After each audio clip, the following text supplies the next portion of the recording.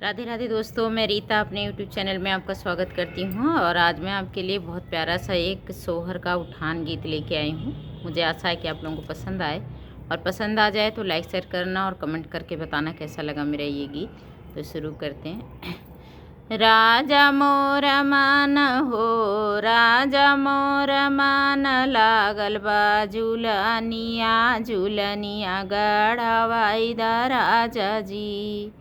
झूलनी पहिरी हम सुतली वो सारमा, झूलनी पहिरी हम सुतली वो सारमा। राजा माई तो हरी हो, माई राजा माई तो हरी नी रखें झूलनिया झूलनिया ना जरैनी राजा जी। राजा मोर मान, लागल बाय झूलनिया झूलनिया गढ़वाई दा राजा जी। झूलनी पहिरी हम पानी भर गईली, झूलनी पहिरी हम पानी भर गईली।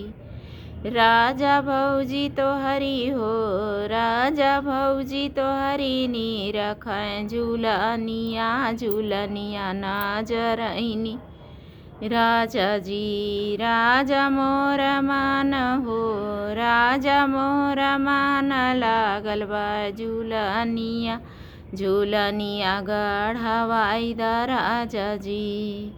झूलनी पहिरी मैं आंगना बहोरली, झूलनी पहिरी हम आंगना बहोरली। राजा बहिनी तो हरी हो, राजा बहिनी तो हरी नी रखे झूलनिया झूलनिया ना जरैनी राजा जी।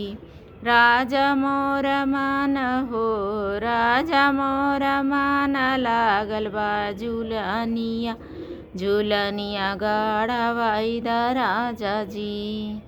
झूलनी पहिरी हम गईली से जरिया, झूलनी पहिरी हम गईली से जरिया। राजा रतिया दिनमा हो, राजा रतिया दिनमा, निरखै मोर झूलनिया झूलनिया झरवाई दा राजा जी।